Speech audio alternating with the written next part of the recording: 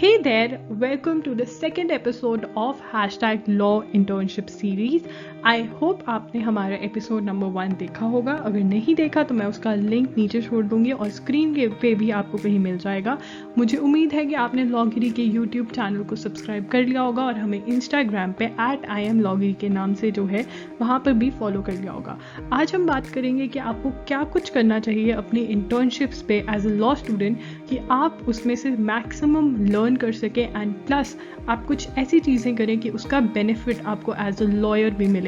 जब आपकी LLB ख़त्म हो जाए तो आपको क्या कुछ करना चाहिए कि आपकी लॉ इंटर्नशिप आपको सबसे ज़्यादा बेनिफिट दे पाए. तो आज हम इसी बारे में बात करेंगे. आइए देखते हैं. Tip number 1, never sit idle.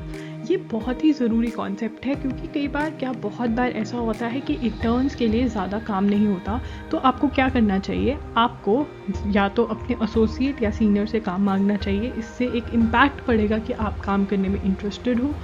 Number 2, files अगर अवेलेबल हैं पढ़ने के लिए, अगर आपको कोई कॉन्ट्रैक्ट पड़ा है, कोई पिटिशन पड़ा है, उसको उठाइए, उसको पढ़िए, उसमें से अपने नोट्स क्रिएट करने की कोशिश करिए. और हाँ, जो मैंने आपको बताया था अपनी ड्राफ्टिंग वाली वीडियो में कि आप जब पिटिशंस पढ़ेंगे आपको कुछ चीज़ें नोट करनी है, वो आप वीडियो देख सकते हैं, मैं उसका लिंक छोड़ दूँगी. तो वो सब चीज़ें करिए सो दैट आप लर्न कर सकें. पर आपको आराम से फ्री नहीं बैठना है वहाँ पे. अगर कुछ भी अवेलेबल नहीं है आपके पास, क्योंकि कई फॉर्म्स होती हैं जो अपनी फाइल्स बहुत सीक्रेट रखती हैं और वो अपने इंटर्न्स के साथ इन्फॉर्मेशन नहीं शेयर करना चाहती, तो आप कोई भी टॉपिक ढूंढकर अपना एक रिसर्च पेपर लिखना स्टार्ट कर सकते हैं. इससे क्या होगा, आपकी नॉलेज बढ़ेगी उस टॉपिक के बारे में. और अगर आपके पास बहुत दिन है तो मे बी आप रिसर्च पेपर कंप्लीट करके पब्लिश भी करवा सकते हो. अगर आप एक लिटिगेशन फर्म या ऑफिस में जा रहे हैं तो मेक श्योर करिए कि आप पहले तो कोर्ट विजिट्स फॉर श्योर करिए. इवन अगर आपके लॉयर कह रहे हैं कि आपकी मर्ज़ी है तो भी आपने करनी ही है कोर्ट विजिट्स, क्योंकि उससे आपको बहुत कुछ पता चलता है. लिटिगेशन का आधा पार्ट अगर ऑफिस में होता है तो आधे से ज़्यादा पार्ट जो है वो कोर्ट में होता है. तो आपने क्या करना है, जो अगले दिन कोर्ट में कल का दिन है, जैसे आज आप ऑफिस गए और कल जो केसेस आर्ग्यूमेंट्स पे लगे हुए हैं वो उठा लेने हैं, उनके नोट्स बनाने हैं और उसके फिर आपने आर्ग्यूमेंट सोचने के आपके आर्ग्यूमेंट्स क्या हैं और वो नोट्स आपने अपने साथ उठा लेने हैं कल के लिए.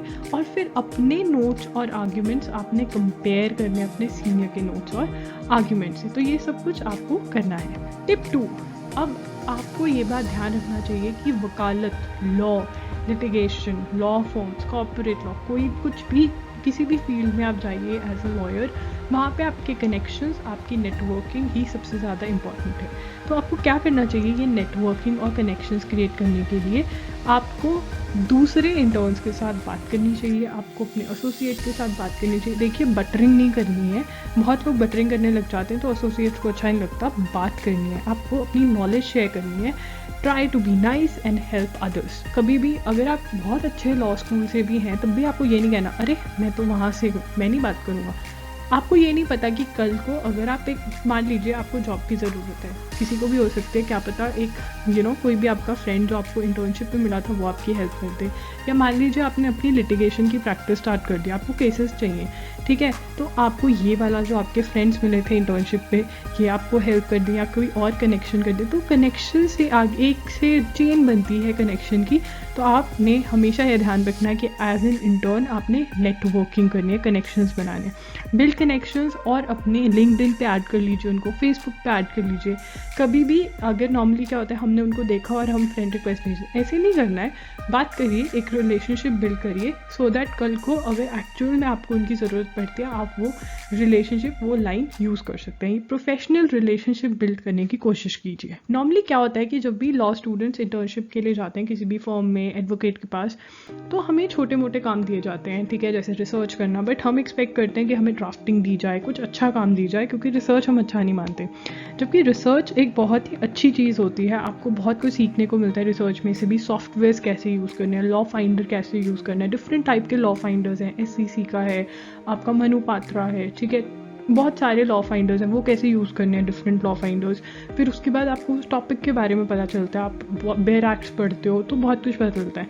एक थिन लाइन है कि कौन सा काम छोटा है, कौन सा आपको करना चाहिए एज अ लॉ इंटर्न, कौन सा नहीं. देखो, टाइपिंग, अगर आपका सीनियर आपको कह रहा है कि डिक्टेशन ले लो, आई थिंक उससे बेटर काम एज अ लॉ इंटर्न हो नहीं सकता, बिकॉज जब आप किसी केस की डिक्टेशन ले रहे हो उसका बेनिफिट हाँ तभी होगा अगर आपने वो केस पढ़ा हुआ है, आप उसके में से सोचते हो कि ठीक है लिखते ऐसे हैं, ड्राफ्टिंग ऐसे की जाती है, तो डिक्टेशन लेने से कभी मना मत किया जाएगा।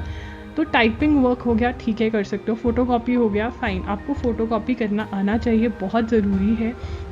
क्लीनिंग द ऑफिस, ये कभी नहीं करना। आप एक लॉ स्टूडेंट हो और आप एक लॉयर बनने वाले हो और एक आपकी इज्जत है, तो क्लीनिंग द ऑफिस आपका नहीं काम है, और ना ही सर्विंग टी। कई ऑफिसर्स में ये करते हैं, बट अगर आप मुंशी को, जो क्लर्क है, उसको क्लियर कट बोल दोगे ये मेरा काम नहीं है, तो वो आपको कभी नहीं बोलेगा।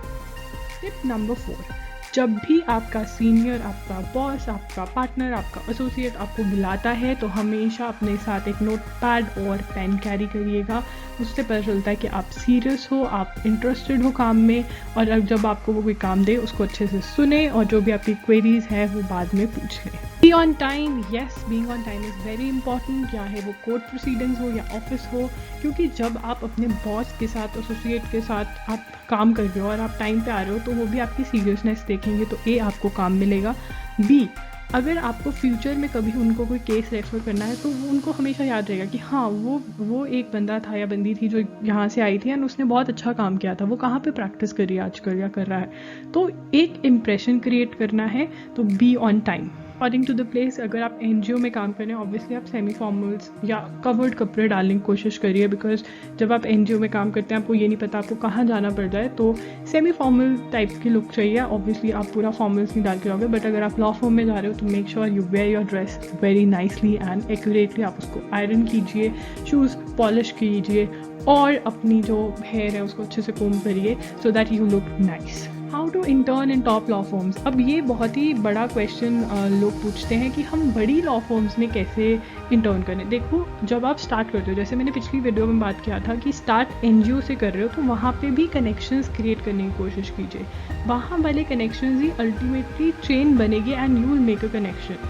ठीक है, मूड कोर्ट पे जा रहे हैं, वहाँ पे भी ट्राई करिए कनेक्शंस बनाने की। Reference is the key to getting into a law firm, into a top law firm. आप रेफरेंस के थ्रू जा सकते हैं, स्पेशली इंडियन लॉ फॉर्म्स में, या फिर आपको एक बहुत ही तकड़ा सीवी क्रिएट करना है by doing internships, writing research papers.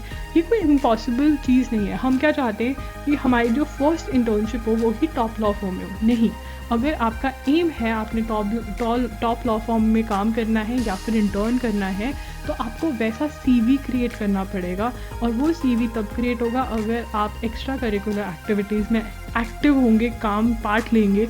ये नहीं कि आप कह रहे हो कि नहीं मेरे तो 90% आए हैं फर्स्ट सेमेस्टर में, I should get into a top law form. नहीं, आपको कनेक्शंस बनाने हैं, आपको रेफरेंस क्रिएट करना है, नेटवर्किंग इज़ द की and CV is also the key.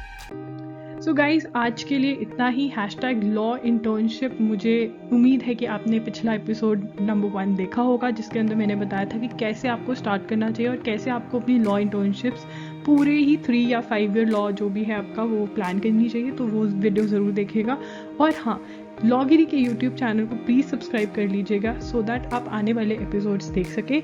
अगर आप ड्राफ्टिंग वाली वीडियो देखना चाहते हैं, जिसमें मैंने आप बताया था कि आप कैसे अपनी drafting as a law student या एज अ लॉयर इम्प्रूव कर सकते हैं, या आप एक बिल्डिंग ब्लॉक रख सकते हैं अपनी ड्राफ्टिंग का, वो ज़रूर देखिएगा। तो आज के लिए इतना ही, मिलते हैं अगली वीडियो में।